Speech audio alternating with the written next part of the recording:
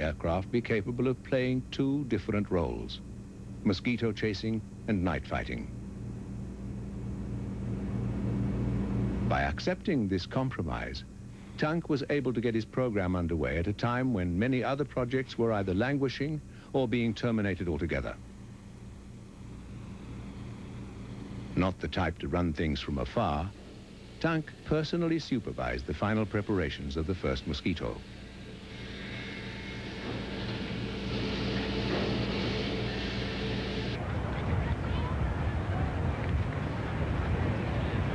On July the 1st, 1943, the first TA-154 rolled out onto the field at Langenhaven.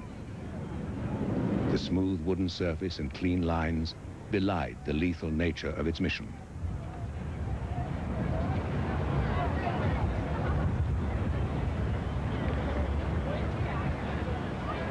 All involved held high hopes for its future, reckoning that here was the plane that could face down the British Mosquito. With Hans Sanders at the control and Walter Schorn in the back seat, the 154 took to the air on its maiden flight.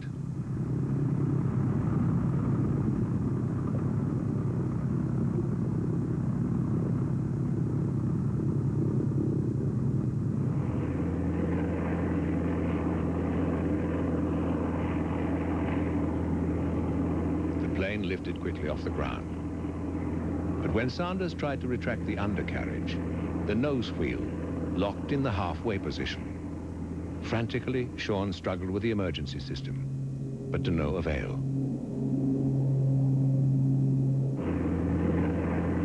The gear finally locked down, only under the impact of landing.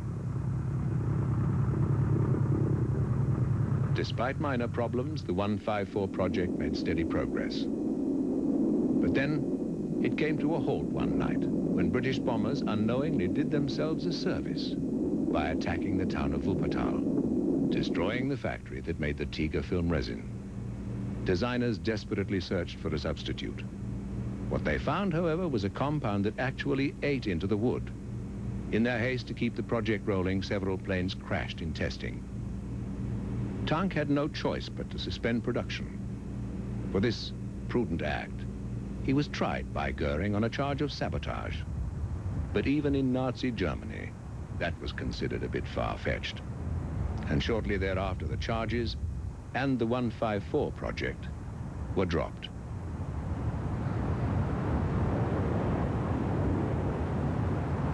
There were other reasons for the Mosquito's demise. Chief among these was the fact that another night fighter, the Heinkel 219, was already in production. And given that Hitler placed an absurd emphasis on offensive aircraft, there was little likelihood that the 154 would ever truly enter production.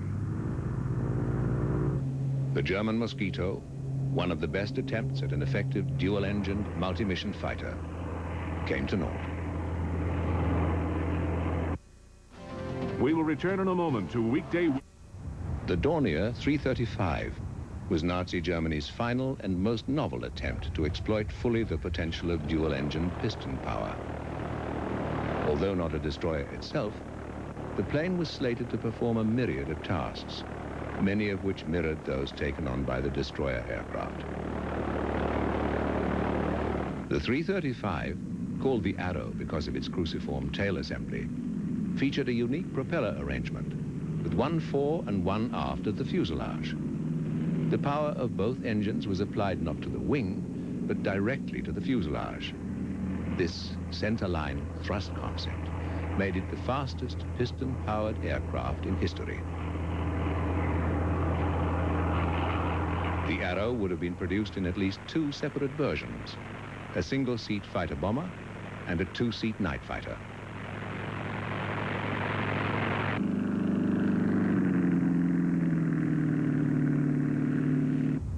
Another specialized weapon with just as much clarity of intent was the twin-engined Henschel 129. Not terribly fast because it didn't have to be, it was a true ground attack aircraft. In Russia, when the Wehrmacht began to crumble before the Red Army's onslaught, the 129 decimated Soviet tank columns all along the Eastern Front.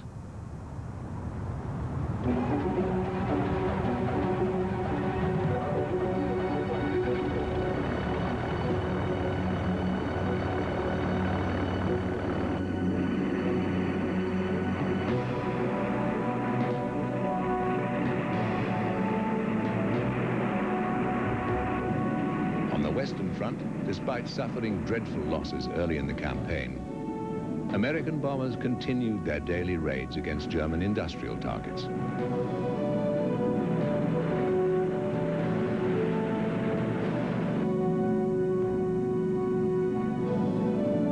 Although 8th Air Force fighter escorts had slowly extended their range, the final leg of many U.S. bombing missions left the Liberators and Flying Fortresses totally unprotected.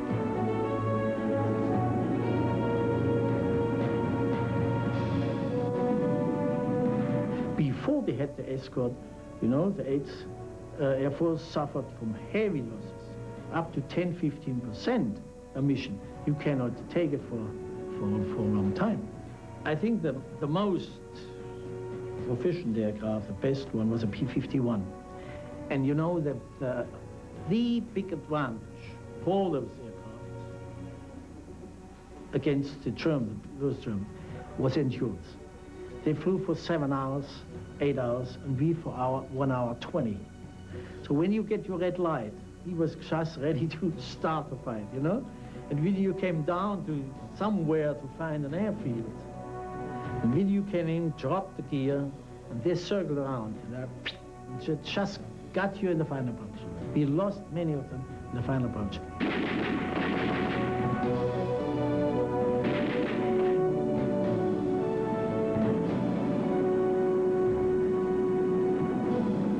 Like the British Mosquito, America's P-51 struggled against cancellation from the very beginning. But 2 modifications would transform it into one of the best fighters of the war. The 51 was fitted with a Rolls-Royce Merlin engine, which made it faster than any other piston-powered fighter in combat. At high altitude, it was nearly invincible. The second improvement literally changed the course of the air war. A cavity behind the P-51's pilot seat was adapted to house a large extra fuel tank. The extra fuel meant one very important thing. Highly maneuverable P-51s could now fly to Berlin and back. Like the destroyers, P-51s also performed tactical missions, attacking just about anything that moved in the fields below once their escort job was done. By this time, the Allied aircraft reigned supreme.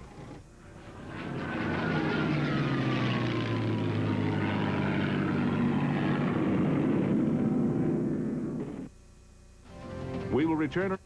So, were the destroyers a failure? Probably yes. But the real fault lay not with the machines, but with the men who so drastically convoluted their purpose. Fighter bomber, escort, dive bomber, night fighter. No one plane could possibly be all of those. The problems with underpowered engines, faulty aerodynamics, and widely varied armaments reflected attempts by the Luftwaffe bureaucracy to design a jack-of-all-trades. The price for this indecision was high. With better machines, many Luftwaffe pilots who didn't make it would have surely survived the war. One particular casualty was Ernst Udet. Following the Me110 debacle, he took his own life. The 210's failure was a particularly ugly episode.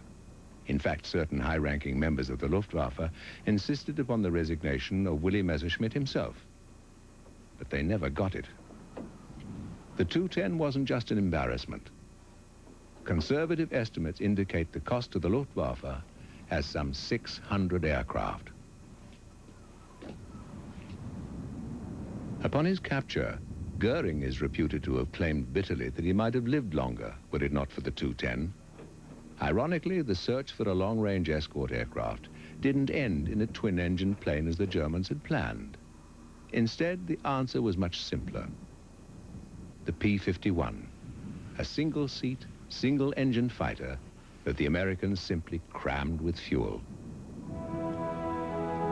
As an attack aircraft, the destroyer's role was probably best manifested in another Allied plane, the wooden British Mosquito. Ironically, the P-51 and Britain's Mosquito were so unappreciated at the time that they both narrowly escaped being scrapped. But Messerschmitt's credibility was impeccable, and for that reason the company had the luxury of being able to fail. But the company was no stranger to success. And during the course of the war, one legendary Messerschmitt practically filled the skies. Called the Me110, over 30,000 were built.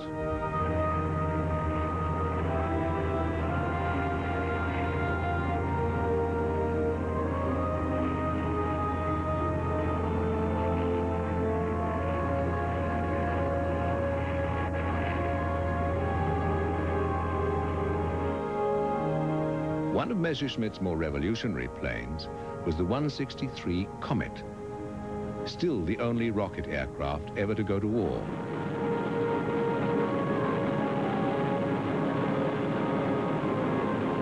The achievements of the 163 paved the way for supersonic flight.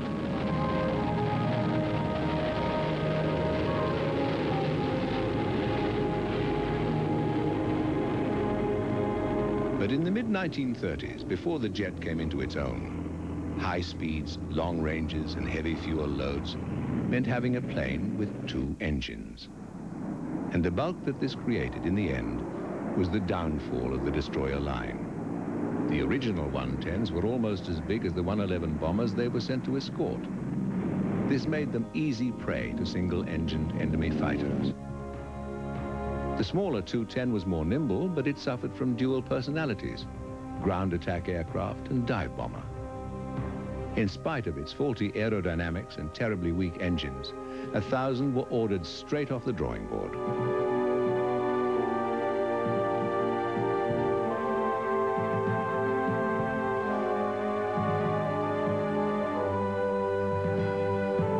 When the 410 came on the scene, refinements in the wing and more powerful engines had finally produced the kind of destroyer the Luftwaffe had been searching for. But by then, the thought of German escorts and bombers droning over Allied lands was bitterly ironic. The drone of Allied bombers over German soil was a constant reminder that the Third Reich was finished.